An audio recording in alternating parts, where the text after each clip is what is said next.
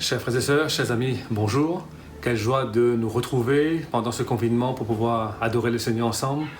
Je voudrais, au nom du Seigneur, vous souhaiter à tous une cordiale bienvenue et que nous puissions glorifier le saint nom de notre Dieu durant cette journée de sabbat. Nous allons prier pour placer ce moment sous le regard du Seigneur. Prions. Éternel notre Dieu, notre Père, nous voulons te dire merci pour toute cette semaine que tu nous as accordée. Merci pour ta bonté, ta protection envers nous. Mais nous voulons aussi te demander pardon si nous avons manqué à ta volonté, si nous t'avons offensé. Nous voulons placer ce moment d'adoration sous ton regard. Veuille toi-même présider à ce moment et que tout soit fait selon ta volonté pour ta gloire et pour notre édification. Au nom de Jésus. Amen. Je t'exalterai, ô mon Dieu, mon roi, et je te bénirai, ton nom à toujours et à perpétuité. Chaque jour je te bénirai, et je célébrerai ton nom, à toujours et à perpétuité. L'Éternel est grand et très digne de louange, et sa grandeur est insondable. Que chaque génération célèbre tes œuvres et publie tes hauts faits. Je dirai la splendeur glorieuse de ta majesté, je chanterai tes merveilles. On parlera de ta puissance redoutable, et je raconterai ta grandeur. Dans ces temps de troubles que nous vivons, dans ces temps de confinement, dans ces temps où nous voyons peut-être par-ci là beaucoup de problèmes arriver les uns après les autres, il est bon de nous rappeler qu'il y a notre Père Céleste qui est juste en haut et qui veille sur nous, ce Dieu si grand, si puissant. Et je vous invite à chanter ce chant « Combien Dieu est grand ». On a fait une petite adaptation de ce chant avec Olivia où on a traduit certaines paroles en créole, donc je vous invite à essayer de chanter avec nous ce chant avec tout votre cœur.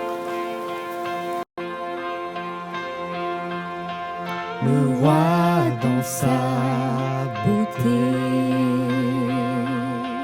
vêtu de majesté, la terre est dans la joie, la terre est dans la joie, sa gloire resplendit, l'obscurité s'enfuit. Au son de sa voix, au son de sa voix, combien Dieu est grand, chantons-le combien Dieu est grand, et tous verront combien Dieu est grand.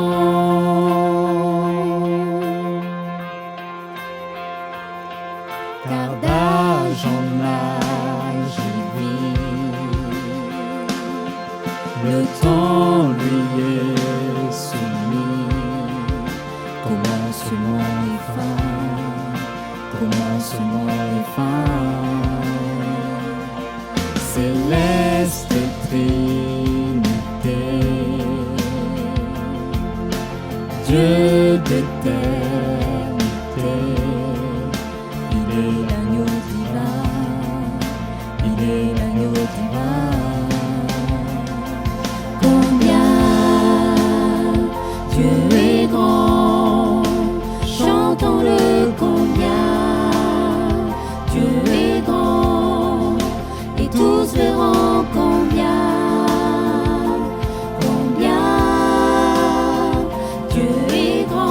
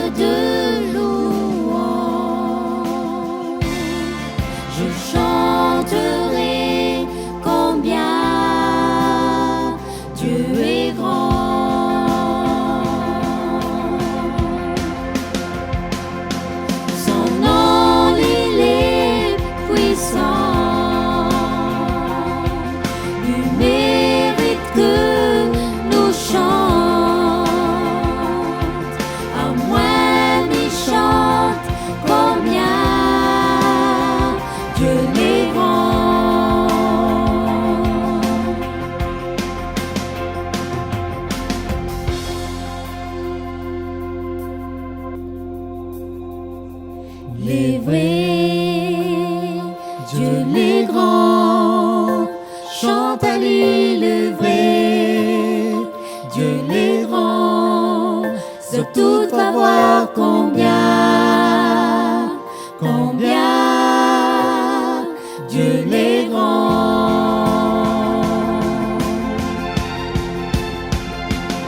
est vrai, Dieu est grand, chante à l'île est vrai, Dieu est grand, ça tout va voir combien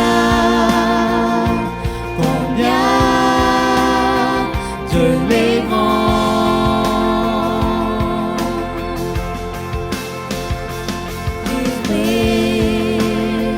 Dieu est grand, chante à l'île est vrai, Dieu est grand, c'est tout va voir combien Dieu est grand.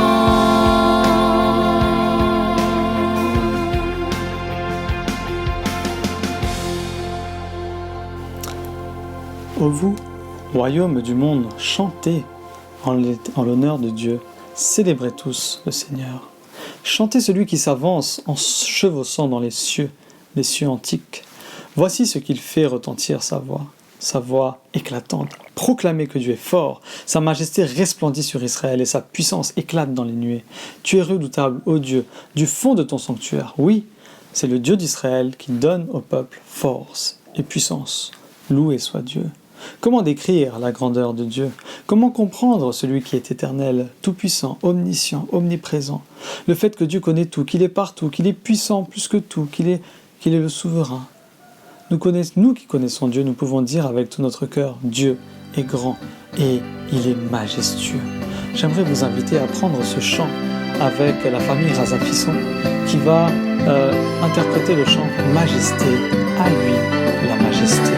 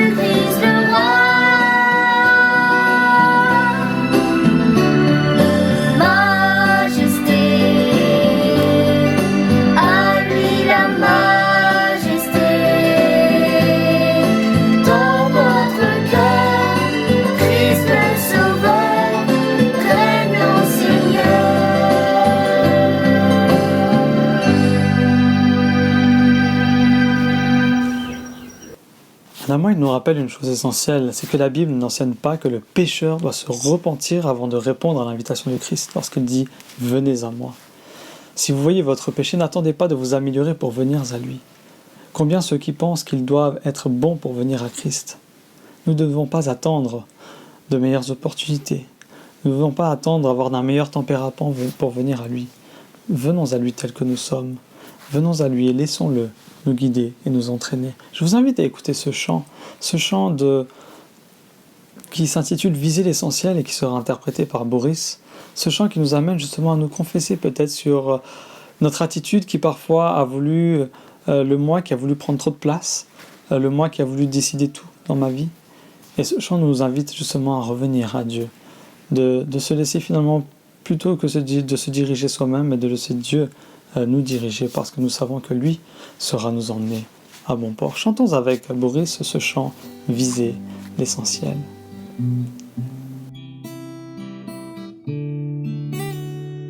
Je ne sais pas, je ne comprends pas pourquoi je me sens si faible et pourtant je me suis souvent estimé fort. Je comptais sur moi, ne pensez pas à toi. Comment ai-je pu oublier que tu comptes mon cœur est sans espoir? Désormais, je voudrais te ressentir, mieux te saisir. Je désire te parler avec mon cœur, me contenter de savoir. Ça me suffit pas, c'est pas pour moi. Je préfère dire ce qu'il enseigne. Conduis mes pas, sois ma lumière, car je n'arrive pas à trouver le chemin. Bien trop souvent, c'est à moi que j'aimerais plaire. Je sais à présent que c'est toi mon vrai destin.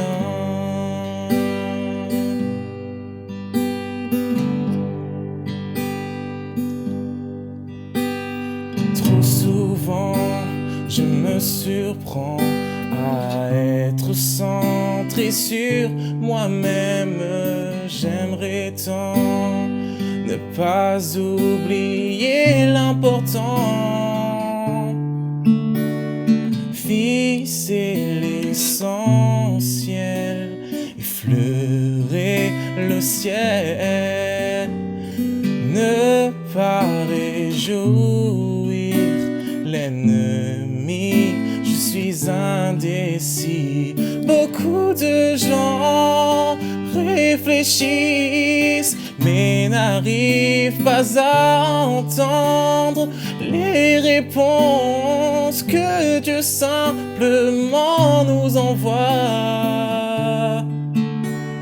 Tu dois en Christ la vie. Viens à lui et saisis ta chance. Dieu peut t'en faire une mélodie. Conduis mes pas, sois ma lumière, car je n'arrive pas à trouver le chemin. Bien trop souvent, c'est à moi que j'aimerais plaire. Je sais à présent que c'est toi mon vrai destin. À regarder la vie, on n'y voit qu'un vaste désert. Il n'y a rien qui fleurit, rien qui n'aboutit. Mais dans ce monde sans profondeur, tu peux trouver rapide. Tu découvriras ça.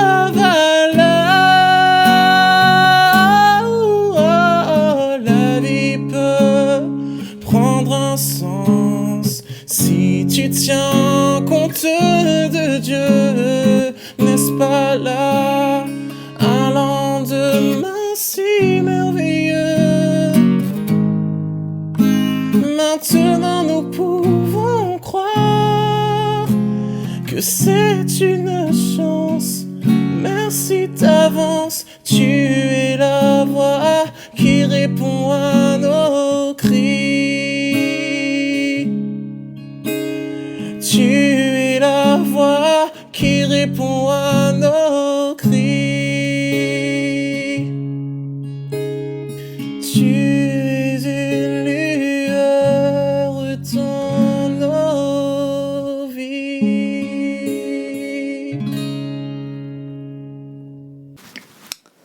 J'ai la certitude que comme moi, vous avez été richement bénis cette semaine. Dieu vous a encore surpris par ses bénédictions. Dieu vous a surpris par sa manière providentielle de prendre soin de vous. Dieu vous a surpris par son amour, par sa protection par rapport à la maladie. Aussi, le temps est venu pour nous d'exprimer cette reconnaissance. Cette reconnaissance aussi parfois par nos dîmes et nos offrandes. Comme vous le savez, Frédéric l'a dit tout à l'heure, nous sommes invités à donc avoir un petit espace à la maison, une petite boîte ou un petit panier où nous allons chaque sabbat y mettre nos offrandes et nos dîmes. Et lorsque viendra le moment, nous les remettrons à l'église, mais gardons cette habitude d'exprimer cette reconnaissance en famille, les uns avec les autres. Et je vous invite, pour faire cela, à chanter avec Teddy Sita ce chant « Je te donne mon cœur, il ne m'appartient plus ».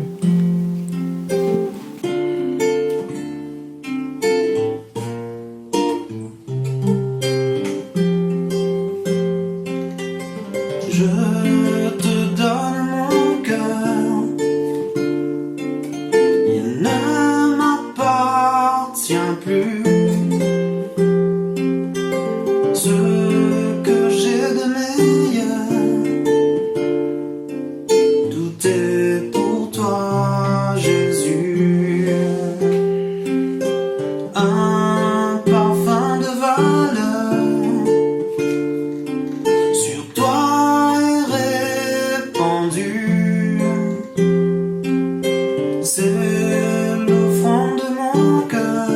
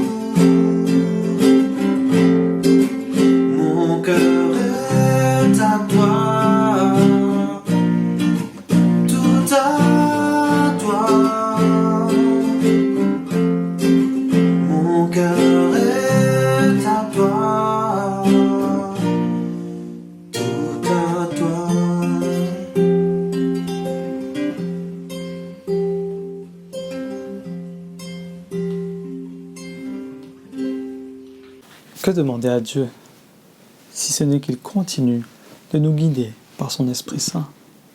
Que demander de plus à Dieu si ce n'est d'avoir la plénitude de son Esprit? Je suis sûr que vous voulez cet Esprit de Dieu, qu'il descende d'une manière complète dans vos foyers, afin qu'il puisse bouleverser nos vies, bouleverser nos foyers, bouleverser l'atmosphère et changer peut-être par sa présence ce qui ne va pas dans nos vies. Anna et sa fille Eva veulent justement nous partager ce chant. Laissez-vous guider par ces paroles et chantez avec elles si vous le pouvez.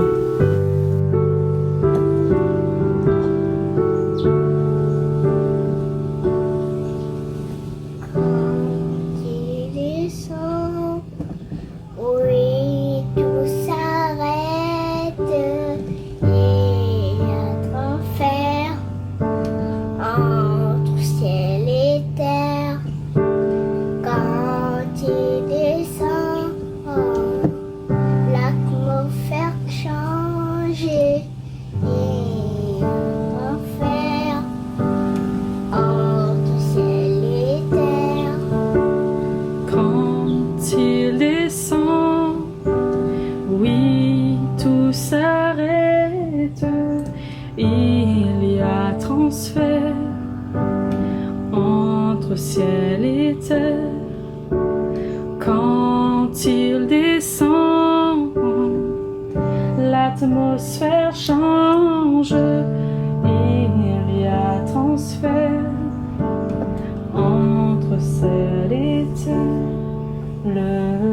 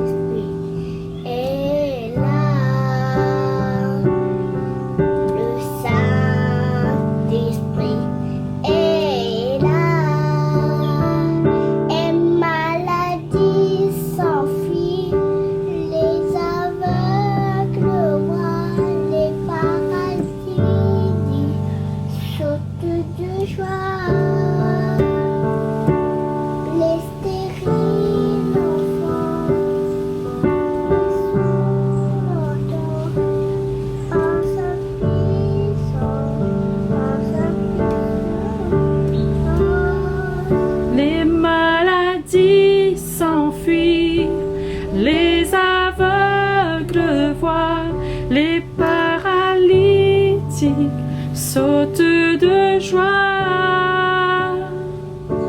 les stériles enfantent, les sourds entendent par sa puissance, par sa puissance.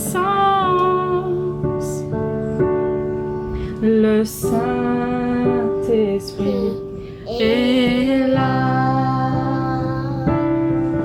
le Saint-Esprit est là, le Saint-Esprit est là, le Saint-Esprit est là. Et maladie s'enfuit, les aveugles voient, les paralytiques sautent de joie, les stériles enfantent, les sourds l'entendent, par sa puissance, par sa puissance. Quand il descend, oui, tout s'arrête. Il y a transfert entre ciel et terre. Quand il descend, l'atmosphère change. Il y a transfert entre ciel et terre.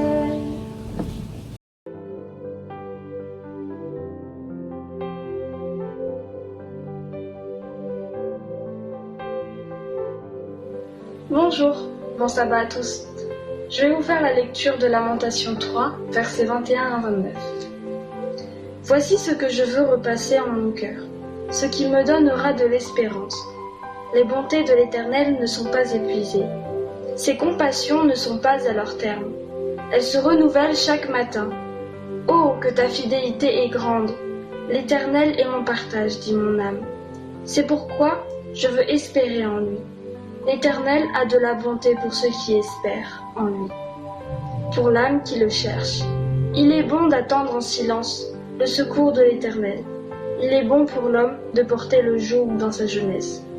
Il se tiendra solitaire et silencieux, parce que l'Éternel le lui impose. Il mettra sa bouche dans la poussière, sans perdre toute espérance. Amen.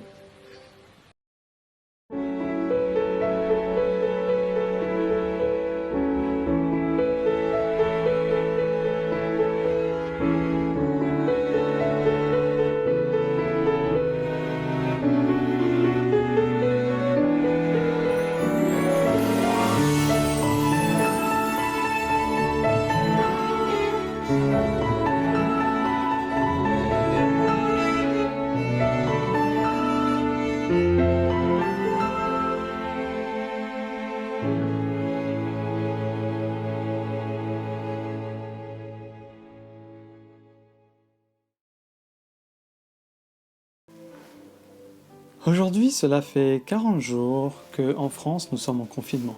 Comment se passent pour vous ces 40 jours? Ces 40 jours dans un désert? Est-ce que ce confinement est supportable?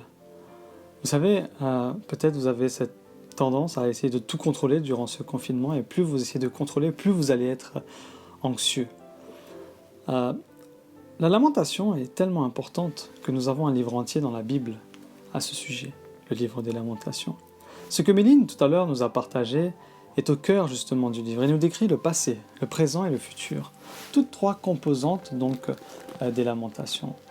Un psychiatre du nom de Nicolas Neveu, un docteur, a dit que pour justement réussir à surmonter, à supporter le confinement, il faut être proactif pour réduire l'isolement interpersonnel imposé justement par ce confinement. Et il y a un danger, c'est que nous pouvons tomber dans la dépression. Vous savez, Dieu désire que nous soyons remplis d'espoir. Le désespoir est une chose mauvaise dont Dieu désire justement nous délivrer. La lamentation est l'un des moyens que Dieu nous a donnés pour trouver de l'espoir au travers de ces difficultés. Mais la lamentation est quelque chose que nous faisons généralement pas bien. Se lamenter, ce n'est pas grogner. C'est se plaindre à Dieu, oui, mais tout en lui faisant confiance. C'est se lamenter, mais en faisant confiance que Dieu est souverain, et en lui expliquant ma situation concrète. Vous savez, Dieu est attaché à notre santé, alors il nous a donné des lamentations. La lamentation est la réponse à la vie quand les choses ne se passent pas comme on le souhaiterait. Notre inclination naturelle lorsque les choses ne vont pas bien est de vouloir justement que cette mauvaise chose, quoi qu'elle soit, quoi qu'elle représente, prenne fin le plus tôt possible. Pendant cette pandémie, par exemple, le désir que nous avons tous, c'est que les choses reviennent à la normale dès que possible. Nous n'aimons pas de ne pas pouvoir justement nous rassembler dans des lieux de culte, peut-être. Nous n'aimons pas que les magasins, que les salles de sport, les restaurants soient fermés. Nous n'aimons pas que peut-être autant de personnes aujourd'hui soient sans emploi en quelques semaines. Les 2 premiers chapitres et demi des Lamentations sont parmi les plus sombres dans la parole de Dieu.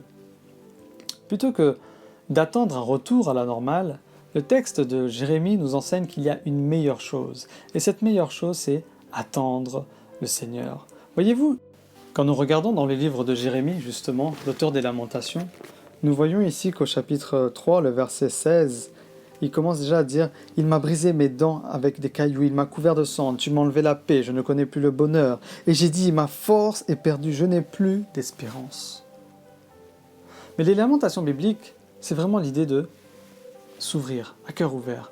C'est vraiment l'opposé du déni. Mais alors, cette lamentation doit aussi dire « Mais j'ai confiance en Dieu ». C'est ce que fait Jérémie dans les versets suivants. Il revient sur la fidélité de Dieu. Cette fidélité devient justement un point d'ancrage dans son âme. Il s'y accroche comme l'homme qui se noie s'accrocherait à un gilet de sauvetage. Cette fidélité devient la force, la source de son renouvellement.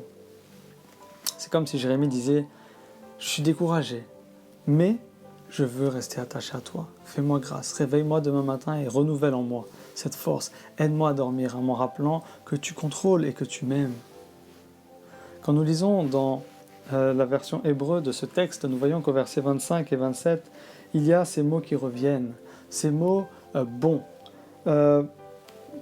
L'Éternel a de la bonté pour qui espère en lui, pour l'âme qui le cherche. Il est bon d'attendre en silence le secours de l'Éternel. Il est bon pour l'homme de porter le joug dans sa jeunesse. Attendre le Seigneur, c'est une bonne chose. Attendre le Seigneur lorsque les choses ne sont pas bien, les choses ne vont pas bien, c'est pas évident, c'est difficile. Et c'est pour ça que ici nous voyons que Jérémie est en train de parler notamment de jeunes, parce que les jeunes ont peut-être plus d'habilité, ont plus de capacité de pouvoir gérer cela. Mais pourquoi c'est si difficile d'attendre patiemment le Seigneur? Nous aimons plutôt se dire, au lieu de rester là rien faire, on va faire quelque chose, un petit peu comme Abraham avec Sarah. Ils étaient en train d'attendre l'accomplissement de la promesse de Dieu, mais ils ne pouvaient pas rester à attendre, simplement ils voulaient aider, ils voulaient faire quelque chose. Mais le verset 26 nous dit ici, il est bon d'attendre en silence le secours de l'Éternel. Le verset 28 va nous dire, il se tiendra solitaire et silencieux, parce que l'Éternel le lui impose. Il mettra sa bouche dans la poussière sans perdre toute espérance. Alors qu'est-ce que ça veut dire mettre sa bouche dans la poussière? C'était une manière typiquement orientale d'exprimer justement ou d'exiger une totale soumission. Il n'est pas difficile de voir comment cela pouvait être le cas. Lorsqu'un sujet s'incline devant le roi, il ne peut pas descendre plus bas que de mettre sa bouche dans la poussière. Et quand sa bouche est là, il n'est pas capable de dire quoi que ce soit. Alors comment on applique ça à nous? Quand Dieu nous appelle à l'attendre dans un domaine difficile de notre vie, il nous appelle à libérer justement le contrôle de nos vies en se soumettant à lui. Il nous demande de nous abandonner à lui. C'est de cette façon que nous enfonçons nos racines plus profondément en Dieu. Lorsque nous attendons le Seigneur en nous soumettant à lui, nous ne serons jamais déçus, parce qu'il sait ce qu'il fait, et nous pouvons lui faire confiance, même si nous ne comprenons pas ce qu'il fait. Être un disciple de Dieu requiert de la foi, de la patience, de la persévérance.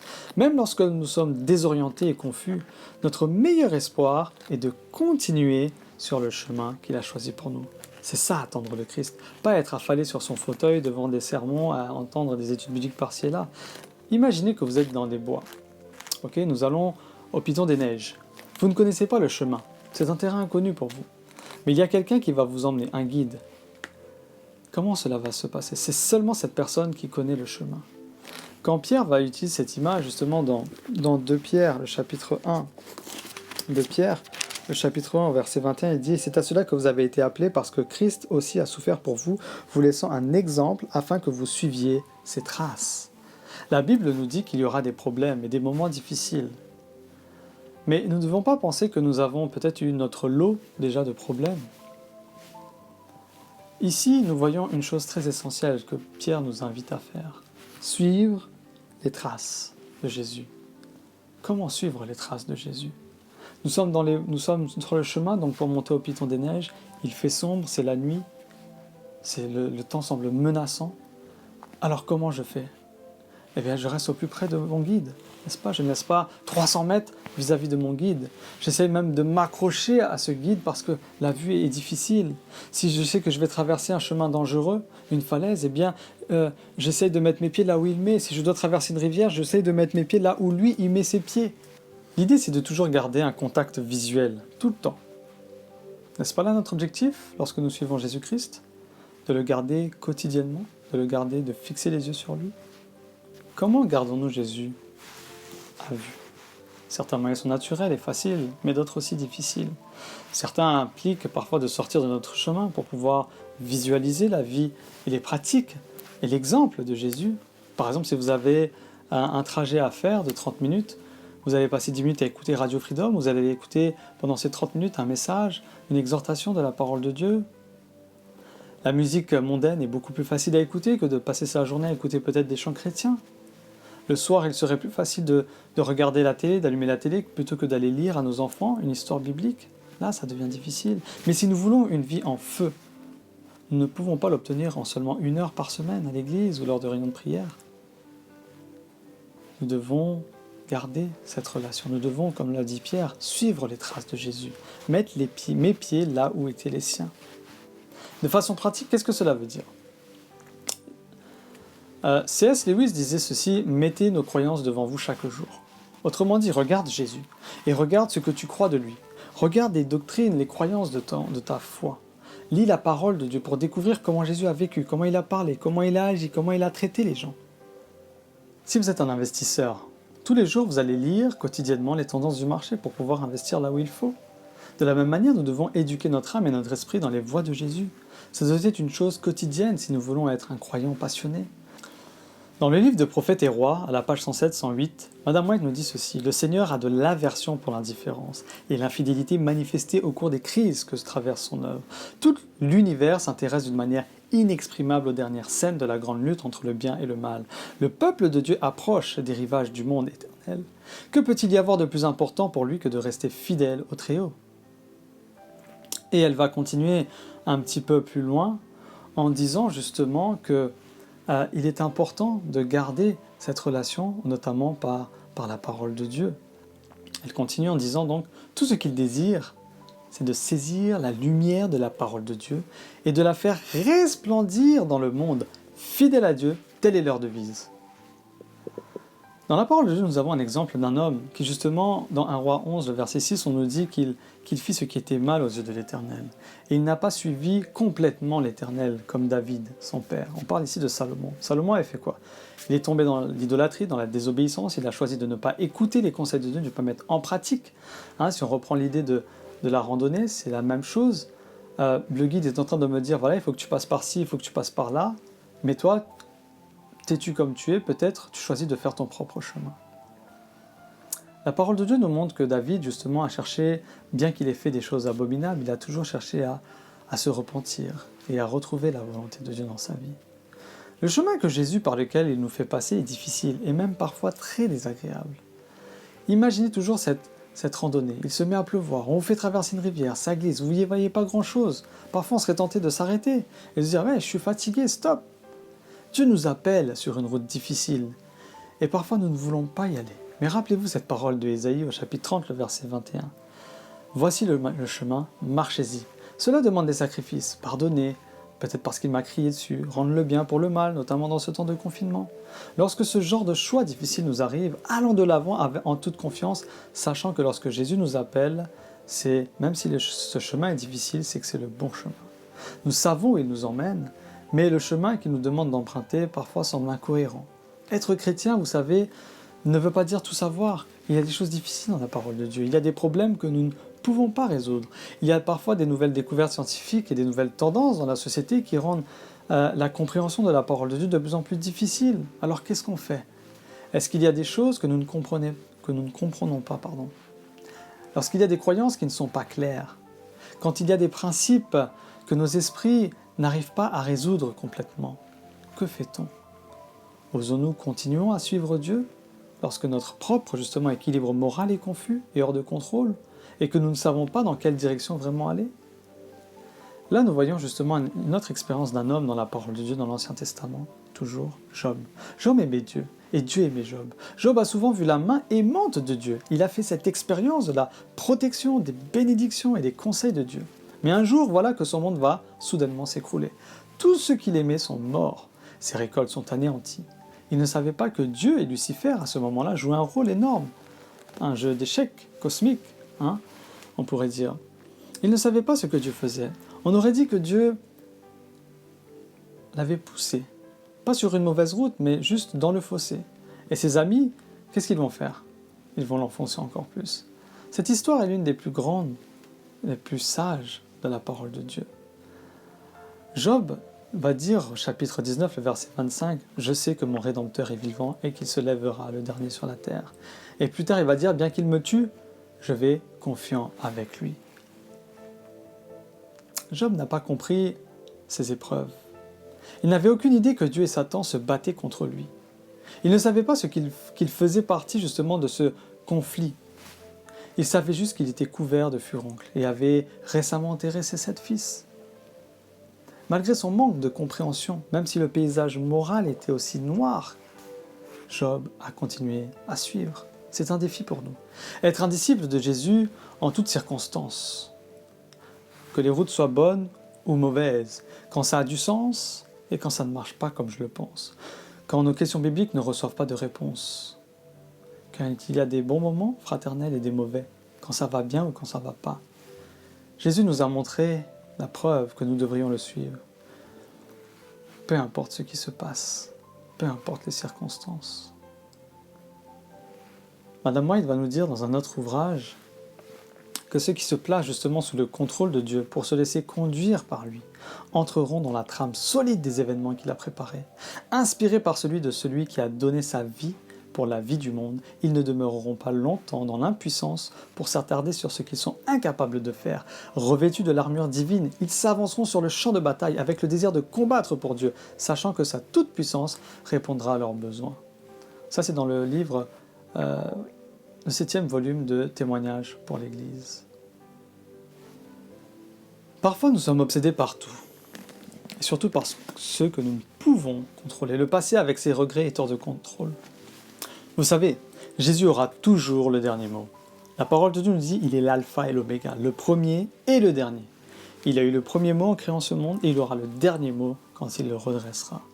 Les temps difficiles nous sont permis par Dieu pour être un petit peu comme cette plante dans des temps de sécheresse qui va chercher par ses racines à s'enfoncer encore plus dans le sol. Le désir de Dieu pour nous dans ces temps de confinement, c'est que justement nos racines plongent plus profondément en lui. La lamentation biblique est une ressource puissante. Nous savons que notre monde nie l'existence de Dieu. Et ce monde doit nous voir justement honnêtes à propos de notre vie, tout en étant rempli d'espérance en Dieu, en attendant ce retour. Ayons foi en Dieu que lorsque les orages remplissent notre journée, ayons foi en Dieu quand nous ne pouvons pas voir le chemin, ayons foi en Dieu, il nous promet de rester. Ayons foi, chers amis, en Dieu.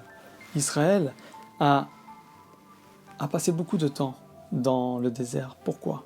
Dieu avait un but à travers cela. C'était un changement de mentalité. C'était les amener à être prêts finalement à rentrer dans cette Canaan. De la même manière, nous passons actuellement par un désert parce que Dieu est en train de nous façonner, de nous préparer pour rentrer dans cette Canaan céleste. Je suis convaincu qu'apprendre à lâcher prise et à laisser Dieu faire son chemin est la meilleure chose que nous puissions faire dans nos vies. Prenons cet exemple, cette illustration des trapézistes.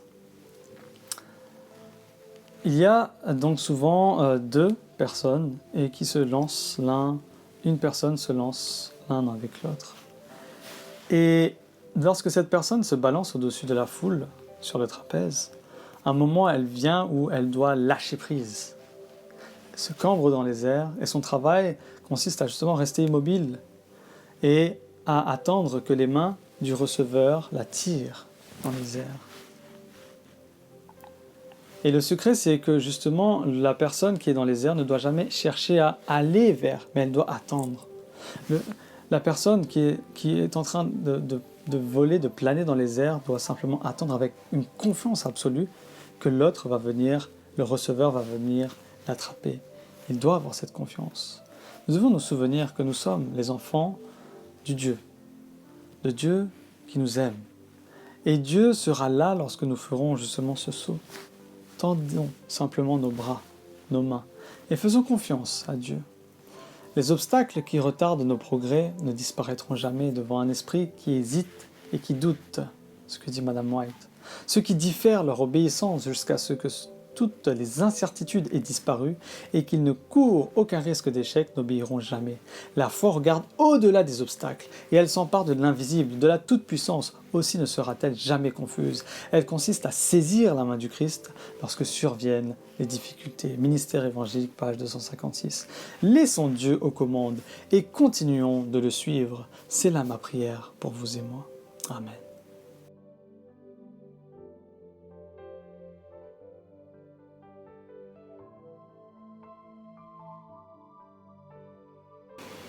Grand Dieu Père, grand Dieu Père, veuille écouter notre prière, veuille prêter attention à notre requête, alors que tu vois que sans cesse, chaque jour, nous essayons de lutter pour te laisser prendre le contrôle.